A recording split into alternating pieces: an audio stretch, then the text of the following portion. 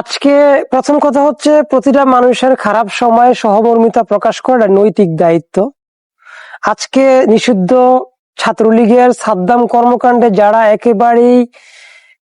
একেবারেই চেতনা, যাদের একেবারে উজ্জীবিত হয়ে গিয়েছে, যখন ব্যারিস্টার আরমান 8 বছর নিখোঁজ ছিলেন, তার স্ত্রীও জানে না হাজবেন্ড কোথায় আছে, তখন তাদের এই চেতনা কোথায় ছিল?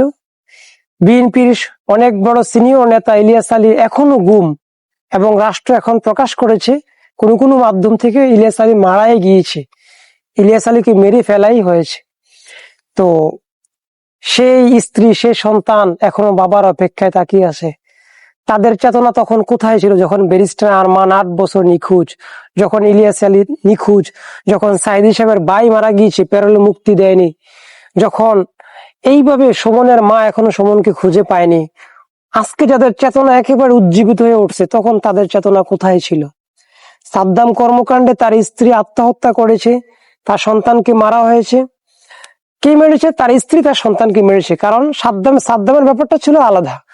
সাদ্দাম আরেকটা নারীর সাথে পরকীয়া ছিল, আরেকটা বিয়ে করে ফেলছে।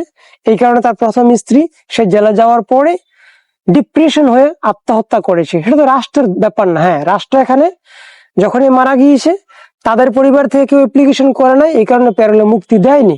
যাক, কাম টু দা পয়েন্ট, শত্রুর সাথে ইনসাফ হোক। সাদ্দামের এই কর্মকাণ্ডে আমরা যে খুব খুশি, ব্যাপারটা এমন না, কিন্তু যাদের চেতনা একেবারে উজ্জীবিত হয়ে গিয়েছে, তাদেরকে মাথায় রাখতে হবে, আরমান 8 বছর নিখোঁজ ছিল, তখন আপনাদের পক্ষ থেকে কেউ চেতনা দেখান না।